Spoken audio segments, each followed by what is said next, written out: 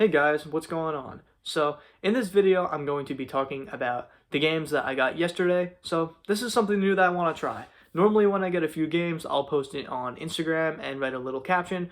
On here, I think what I'm going to try and do is kind of go into more depth. So, it's going to be YouTube only to where I go into more depth. This video is not going to be posted on Instagram. I think that's what I'm going to do on this channel in terms of exclusive content, some extra added stuff rather than stuff that maybe I'll have on Instagram in maybe like a long caption, but this will be in more depth, like from my voice rather than just what I type. Because in my voice, I stutter a lot. I do all this sometimes cutting off, and when I'm behind, a phone, it's much easier to just get the voice in my head. But I think it's cool to kind of have both sides, my typing side and my talking side. So this is a new format I want to try. I'm going to try this as well with when I beat games, talking about it. So without further ado, guys, let's get into my pickups.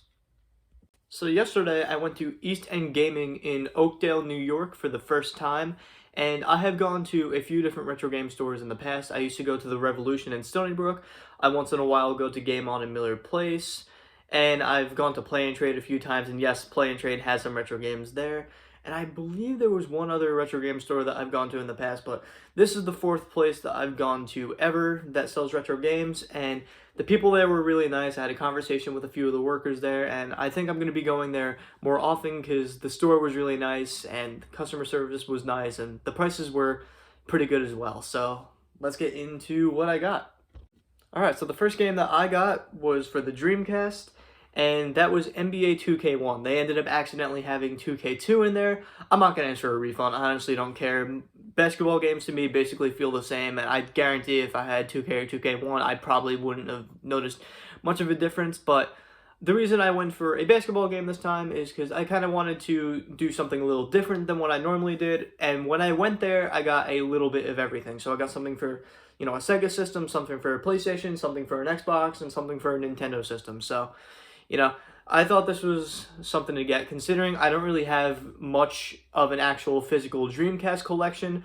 Most of my games were downloaded onto a CD, burnt onto a CD, I should say, because you can do backups on the Dreamcast, and I really just didn't feel like buying so many games. But now, since this was a pretty decent price, I decided to add this to part of my physical collection. I think this is the only Dreamcast game that I have that's in its actual box. My Sonic Adventure is in a custom case, and my Tomb Raider is in a custom box that Game On made for me. So this is my first game. I was playing it last night, and it's pretty good so far. So I'm actually probably going to play it more often. Maybe I'll get a second Dreamcast controller so I can play with my brother, because he's really into basketball. He still plays all the NBA games.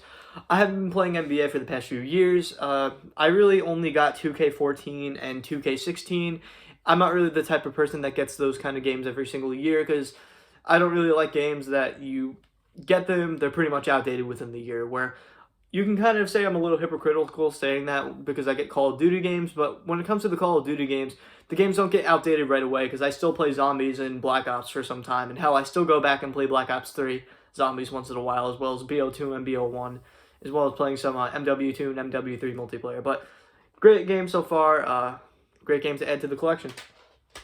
Okay, so I also got a PS2 game, and that was Jak and Daxter, the Precursor Legacy. So I don't really know how many Jak and Daxter games there are. I don't know if this is the first. I haven't really done any of my research at all, but I have kind of wanted to jump into the Jak and Daxter series for some time. I just haven't really gotten any time to do it, and well, my PS2 collection was pretty small, so I decided to go and add to the exclusive collection by getting this great game. Of course, it's made by Naughty Dog, one of my favorite companies ever. So I'm really excited to jump directly into this one. The way that it looks, I'm going to probably assume that it's something like Ratchet and Clank and Crash or something like that. So it caught my eye, and it's going to be the first game of the Jak and Daxter series that I try out. So this game I kind of just got for the hell of it, because I told the people, since it was my first time there, I was going to get one of everything. So I got an Atari 2600 game, and that game is boxing. I don't really know how to describe this game because I haven't tried it yet, and well, it's an Atari 2600 game. They're as basic as it gets, so I guarantee this one I'm probably not going to play much, but hey, I added another game to my Atari 2600 collection. So let's just jump into this without cutting, because that was only about 19 seconds. Alright, Rock Band 1 for the Xbox 360. So I actually got this game on the Wii like years and years ago, but what happened was I didn't have a compatible controller.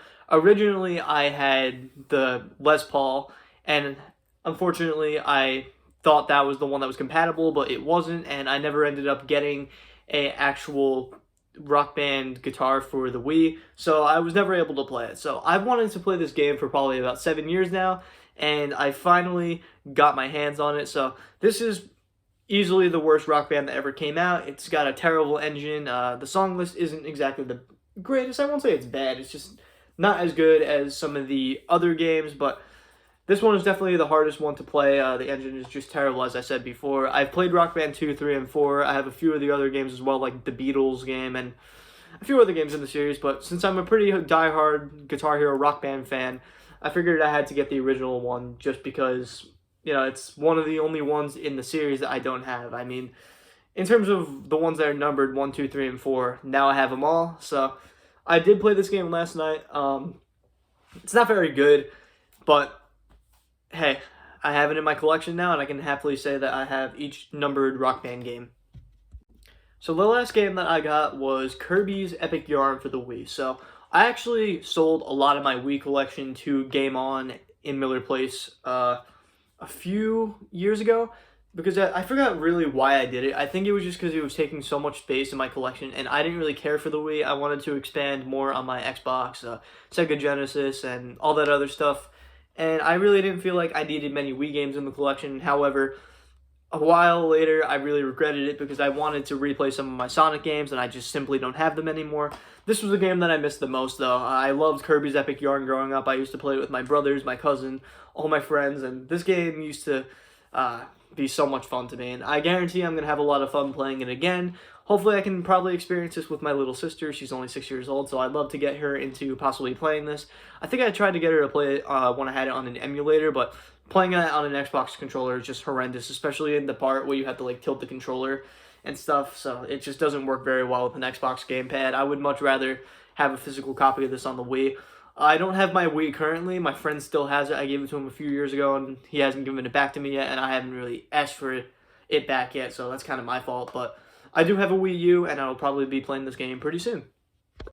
Alright guys, so that was all my pickups. It was semi-small. A lot of collectors that I know on Instagram and other places go and get like 10 or 11 games at a time, and sometimes even consoles, but normally when I go and I collect stuff, I try not to spend too much money. I try to stay under the $50 price tag, but I did spend a little over $50 on all of this stuff, and I think I got what I paid for. I think everything here is very quality, and I'm very excited to play through some of these games. Unfortunately, I'm pretty much most of these are going to my backlog because there are a lot of games I still have to finish that I'm currently working on, so I'll eventually jump on these. Some of these games I may not even touch for a year, 2 years, 3 years. You never really know. That's kind of what happens with collectors.